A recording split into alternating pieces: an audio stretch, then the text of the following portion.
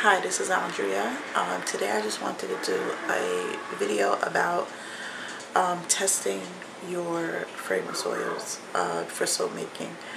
Basically, when I initially started making soap, I would order just whatever size fragrance oil, whether it was small, medium, large. I went by the price. Basically, that's not really a good way to do it because you never know how a fragrance oil is going to react in the soap making process. Some of them are fine, while some of them don't do so well. So you might have a situation where you might have your soap seize, which is basically where it just automatically turns into soap on a stick, where you're stirring and it just all seizes up. You can have ricing, you can have discoloration of your final soap, which would of course is going to affect the final bar.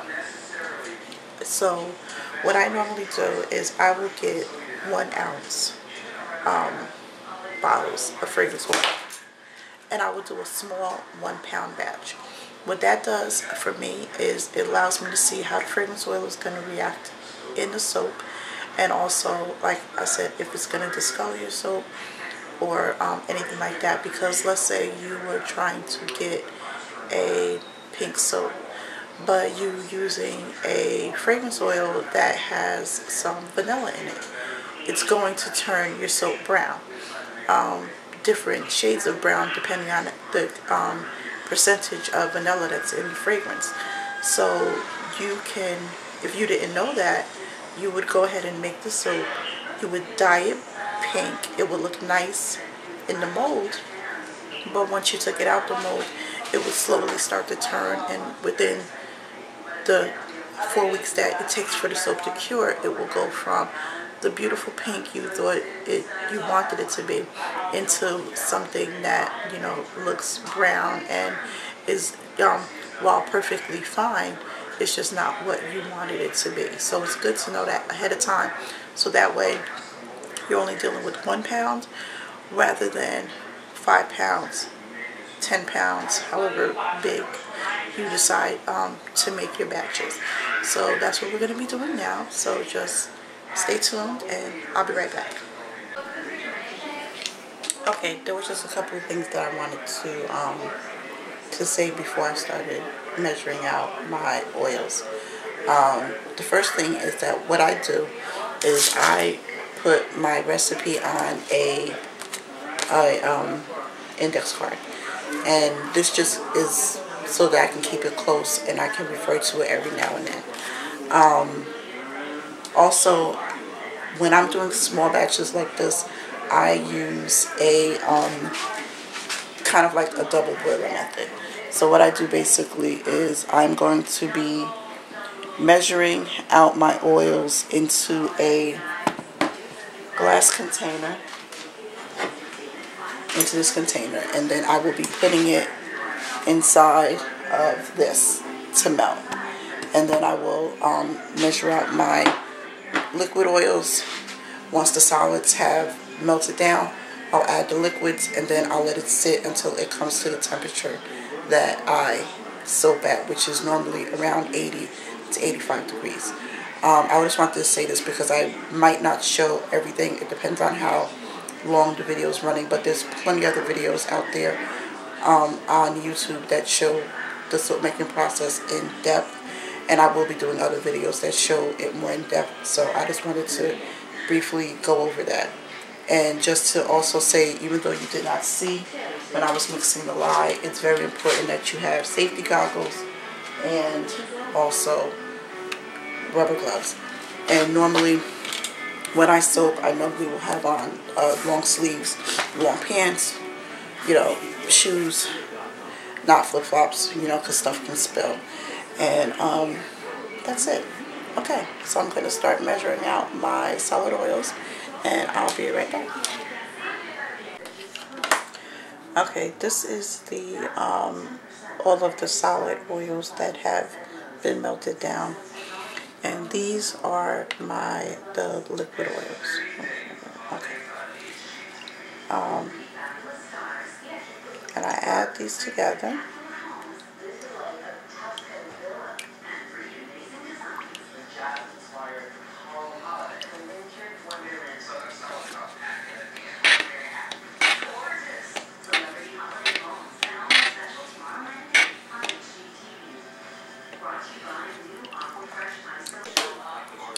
Okay, the fragrance oil I'm using is a dupe of Dracar, which is a male cologne, and it has a flash point of 190.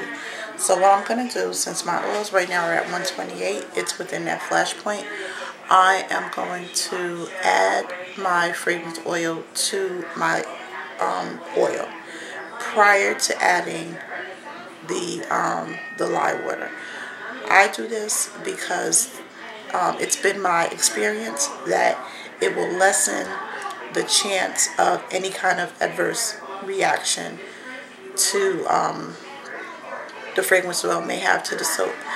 Having it in the oil already and kind of like at the temperature of the oils, when you add the lye water to it, it has greatly lessened any issues I was having in the past with my fragrance oils, because a lot of times books and things say to add the fragrance oils at trace, but sometimes if your fragrance oils are colder, that may be part of the issue that may cause the seizing or the ricing or the acceleration or the many other different issues that fragrance oils cause. So I'm going to add my fragrance oil to my warmed soap oils now, and I'm going to let them sit and let the temperature come down to about 85 degrees, and then I'll be back.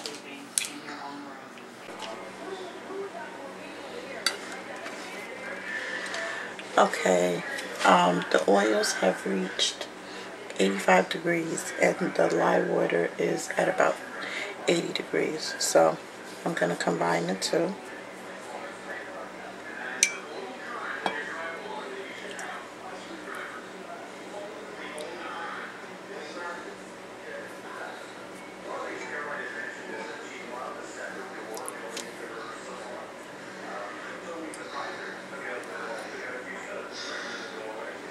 Okay.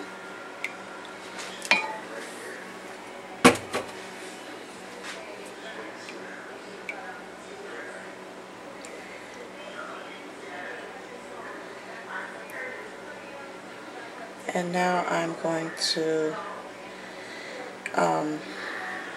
hit it with my stick blender.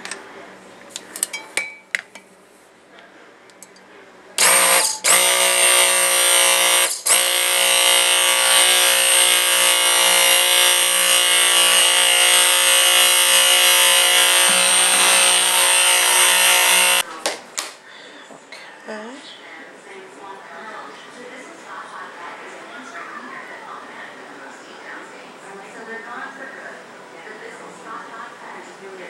Now this is thicker than I like to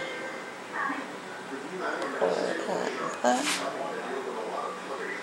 it's still pourable.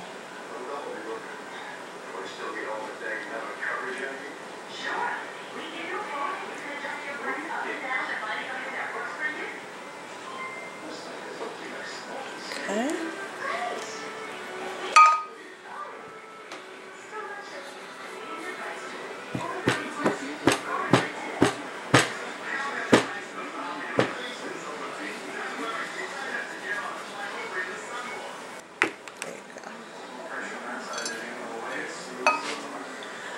Okay, so what I'm going to do is I'm going to cover these with plastic, and I'm going to put this towel over it and insulate it until the morning, and then we will come back and unmold it. So we'll see what happens tomorrow. Oh, I just wanted to say real quick. Now, this is how you can tell if you will have any kind of discoloration. Just note the color that your soap is now, which as you can see right now, it's a kind of creamy off-white color. Now tomorrow when we come back, when we unmold it, we'll see if we have any kind of discoloration. Okay, so I'll see you tomorrow. Hi, I'm back. It's the next day, and I am about to unmold the batch I made yesterday of the basically the sample size of the fragrance oil. So I'll be right back.